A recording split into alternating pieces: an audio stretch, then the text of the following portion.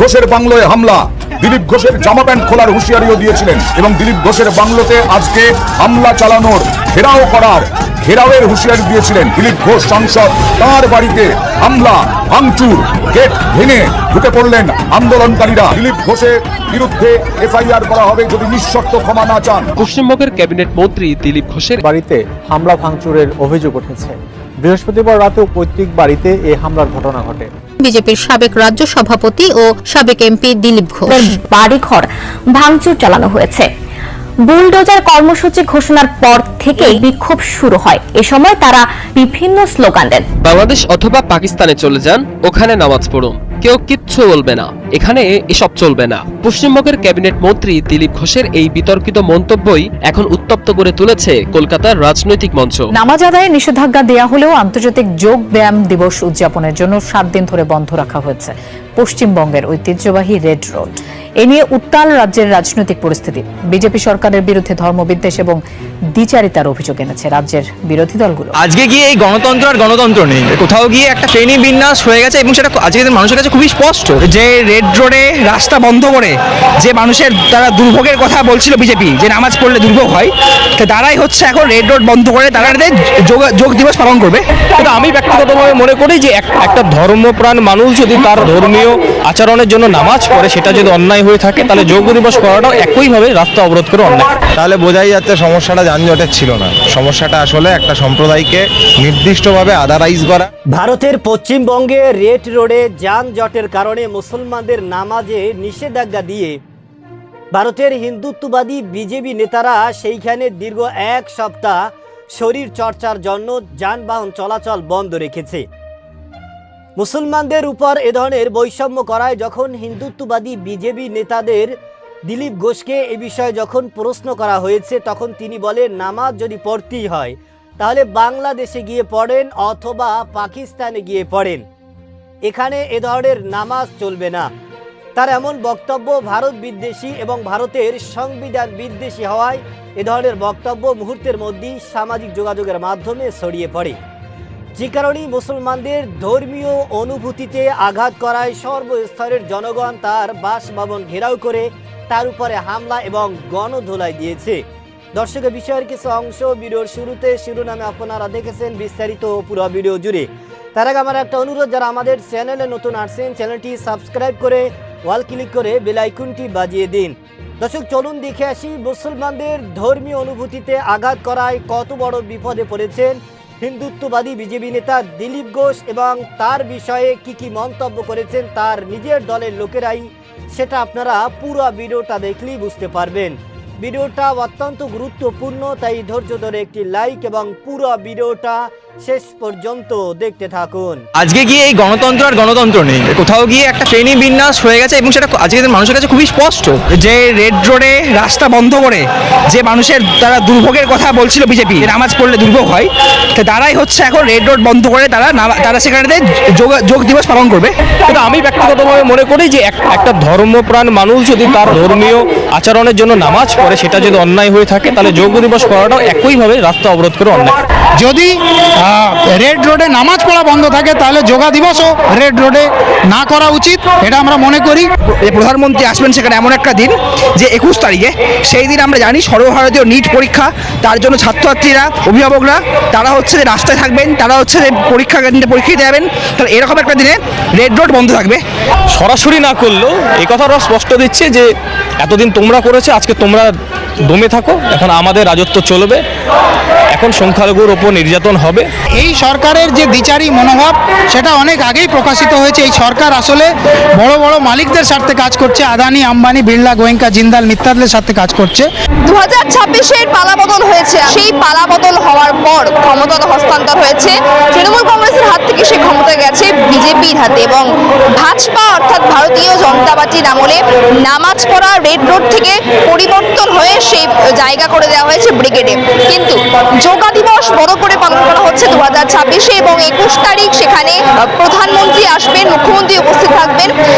তার জন্য টানা 7 দিন রেড রোড বন্ধ থাকা হয়েছে, যেখানে আমরা দেখতে পেয়েছি নামাজ মাত্র 2 ঘন্টা বা তারও কম সময় ধরে হয়, তখন রাস্তা বন্ধ থাকা যাবে না বলে এই কারণ তারা দিয়েছিল বিজেপির পক্ষ থেকে, কিন্তু এবং সেই রেড রোডই তারা 7 দিন ধরে বন্ধ করে রাখছেন। এই বিষয় নিয়ে কি বলছেন এসএফআই এর কর্মীরা, দেখুন বিস্তারিত।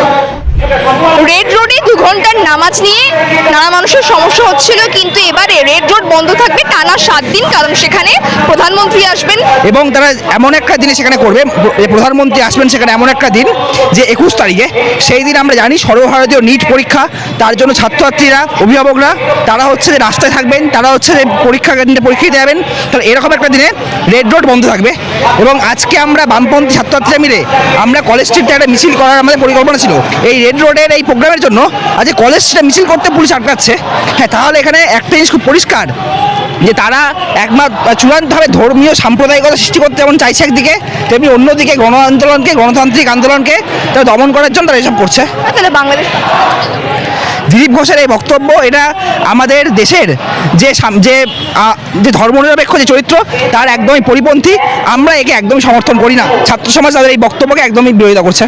রেড রোডে নামাজ নিয়ে নানা সমস্যা হচ্ছিল, কিন্তু এখন টানা 7 দিন ধরে রেড রোড বন্ধ, এবং সেই জায়গায় দাঁড়িয়ে 21 তারিখে যোগা দিবস, সাথে সাথে নিচের আবার পরীক্ষা। একটা রাজ্যের সরকার যে ক্ষমতায় এসে সবার আগে 7 মিনিট ধরে নামাজ পড়াটাকে তারা রেড রোডে বন্ধ করে এক বিজয় উন্মাদন উল্লাসে মেতে উঠেছে, এবং আমরা দেখতে পাচ্ছি 7 দিন কন্টিনিউ রেড রোড বন্ধ থাকবে। এখানে সব থেকে বড় প্রশ্ন সাধারণ শিক্ষার্থীদের উপর যাচ্ছে, তাদের অধিকারের উপর আঘাত হচ্ছে। যে কারণ নিট দুর্নীতিতে যখন গোটা ভারতবর্ষে একের পর এক প্রশ্নপত্র লিক হয়ে যাচ্ছে, মাধ্যমিক উচ্চ মাধ্যমিকে তো হয়, এখন ডাক্তারি প্রবেশিকা পরীক্ষাতেও হচ্ছে, WBCS পরীক্ষাতেও প্রশ্নপত্র লিক হয়ে যাচ্ছে। সেই জায়গায় দাঁড়িয়ে থেকে এই সমস্ত সাধারণ ছাত্রছাত্রীরা সেই রাস্তাটা ব্যবহার করতে পারবে, তাদের যানজটে পড়ুক, তারা পরীক্ষা যাতে না দিতে পারে, তারা যেন সফল না হতে পারে। এটাতে অ্যাকচুয়ালি প্রফিটটা কার? প্রফিট তো সেই পুঁজিবাদী শক্তিদেরই। এই পুঁজিবাদী শক্তিরা নিজেদের টাকার জোরে যারা রয়েছে তাদের হাতে প্রশ্নপত্র আবার তুলে দেবে, আবার তাদেরকে একটা প্রোপাগান্ডার মধ্য দিয়ে পাশ করানোর চেষ্টা করবে। সেই জন্য সাধারণ মানুষের উপর আঘাত আনছে। কিন্তু আমি ব্যক্তিগতভাবে মনে করি যে একটা সম্প্রদায়কে যদি সেখানে নামাজ পড়াটা, একটা ধর্মপ্রাণ মানুষ যদি তার ধর্মীয় আচরণের জন্য নামাজ পড়ে, সেটা যদি অন্যায় হয়ে থাকে, তাহলে যোগ দিবস করাটাও একইভাবে রাস্তা অবরোধ করে অন্যায়। তারা ব্রিগেড গ্রাউন্ডে করতে পারত, তারা বিকল্প কোনো জায়গা বেছে নিতে পারত, রাস্তা অবরোধ করে। তারা জানান দিচ্ছে যে তোমরা এতদিন করেছো, এখন আমরাও করব। এই বার্তাটা এটা সরাসরি না করলেও এই কথাটা স্পষ্ট দিচ্ছে যে এতদিন তোমরা করেছো, আজকে তোমরা দমে থাকো, এখন আমাদের রাজত্ব চলবে। এখন সংখ্যালঘুর ওপর নির্যাতন হবে, এবং সংখ্যালঘুর উপর নির্যাতনে যে সমস্ত হিন্দু ভাইয়েরা যারা মনে করছে যে না আজকে আমরা বাঁচলাম, আমাদের স্বর্ণযুগ আসলো, তাদেরকে বলে দিই যে আরএসএস যে ক্যাটাগরিক্যালি যে সিস্টেমে চলে, আরএসএস যে নীতি নিয়ে চলে, যখন মুসলিম থাকবে না তখন তৈরি হবে ব্রাহ্মণ, বৈশ্য, ক্ষুদ্র, শূদ্র, কাস্ট সিস্টেম ভাগ হবে, তখন এসটি এসসিদের উপর অত্যাচার হবে। বিভিন্ন রাজ্যে, উত্তরপ্রদেশে চলে যান, বিহারে চলে যান, এসটি এসসিদের ওপর রাস্তার ওপর দাঁড়িয়ে উচ্চবর্ণের লোকেরা যেভাবে নির্যাতন করে, তখন হিন্দুদের কোনো অসুবিধা হয় না। ভারতের সংখ্যালঘু মুসলমানদের উপরে একের পরে এক বিতর্কিত মন্তব্য এবং বিতর্কিত সিদ্ধান্ত দিয়েই আসছেন ভারতের হিন্দুত্ববাদী বিজেপি নেতারা। তারই ধারাবাহিকতায় মুসলমানদের নামাজ, তাদের আজান এবং তাদের ধর্ম এবং তাদের রাস্তায় নামাজ পড়া নিয়ে যে ধরনের বিতর্কিত এবং যে ধরনের মন্তব্য দিয়ে আসছেন, তাতে করে বাংলাদেশ এবং ভারত উভয়ের মধ্যে একটা উত্তপ্ত পরিবেশ এবং অবস্থা সৃষ্টি হয়েছে। তারই ধারাবাহিকতায় ভারতের পশ্চিমবঙ্গে রেড রোডে যানজটের কারণে মুসলমানদের নামাজে নিষেধাজ্ঞা দেওয়া হয়েছে, এবং মুসলমানদের নামাজে নিষেধাজ্ঞা দিয়ে সেইখানেই দীর্ঘ 7 দিন এই মুসলমানদের নামাজ বাদ দিয়ে সেইখানে হিন্দুত্ববাদী বিজেপি নেতাদের শরীর চর্চার জন্য যানজট বন্ধ রাখা হয়েছে। ভারতের সংখ্যালঘু মুসলমানদের উপরে এ ধরনের নির্যাতন, এ ধরনের আচরণ এবং এ ধরনের ব্যবহার মুহূর্তের মধ্যে মানুষের কাছে স্পষ্ট হয়ে উঠেছে, যে কারণেই ভারতবর্ষে মুসলমান সহ খোদ নিজের দলের লোকেরা এবং হিন্দুরা তারা ইতিমধ্যে কিন্তু রাজপথে আন্দোলনে ঝাঁপিয়ে পড়েছেন। কারণ ভারতে যেই সমস্ত জনগণ রয়েছেন তাদের সকলেরই স্বাধীনতা রয়েছে, সকলেরই নাগরিকত্ব রয়েছে। সুতরাং ভারতের যেই সমস্ত নবনির্বাচিত মুখ্যমন্ত্রী শুভেন্দু অধিকারী সহ এই দিলীপ ঘোষ সহ আরও যারা রয়েছেন তারা কিন্তু এখন এই ধর্ম নিয়ে রাজনীতি শুরু করেছে।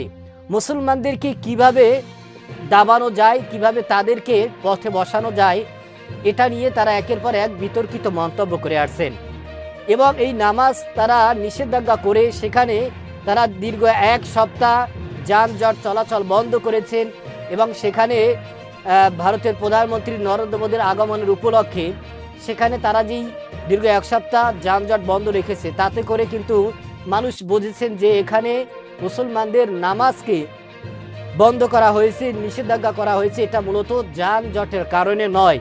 এর মূলত কারণ হচ্ছে মুসলমান তারা তাদের ধর্মীয় অনুভূতিতে আঘাত করা হয়েছে, যে কারণেই তাদের এই ধর্মীয় অনুভূতিতে আঘাত করার কারণেই কিন্তু ইতিমধ্যে সর্বস্তরের জনগণ তাদের তীব্র নিন্দা এবং প্রতিবাদ জানিয়েছেন এবং রাজপথে ঝাঁপিয়ে পড়েছেন। তাদের সকলের একটাই আন্দোলন, তাদের একটাই স্লোগান, একটাই দাবি যে এই হিন্দুত্ববাদী বিজেপি নেতারা ক্ষমতায় এসে মুসলমান হিন্দুদের মধ্যে দূরত্ব তৈরি করেছে এবং এপার ওপার বাংলার মধ্যে তারা উত্তপ্ত অবস্থা সৃষ্টি করেছে, যে কারণেই এই হিন্দুত্ববাদী বিজেপি নেতাদের পতন এবং তাদের পদত্যাগের জন্য আমরা রাজপথে ঝাঁপিয়ে পড়েছি। দর্শক, এই হিন্দুত্ববাদী বিজেপি নেতা দিলীপ ঘোষ যেই মন্তব্য করেছেন এই বিষয়ে আপনার কি মতামত সেটা আমাদের কমেন্ট সেকশনে অবশ্যই জানাবেন। আজ এ পর্যন্তই। সুস্থ থাকবেন, ভালো থাকবেন, দেখা হবে আগামী কোনো ভিডিওতে, কথা হবে নতুন কোনো বিষয় নিয়ে। সে পর্যন্ত ভালো থাকবেন, খোদা হাফেজ।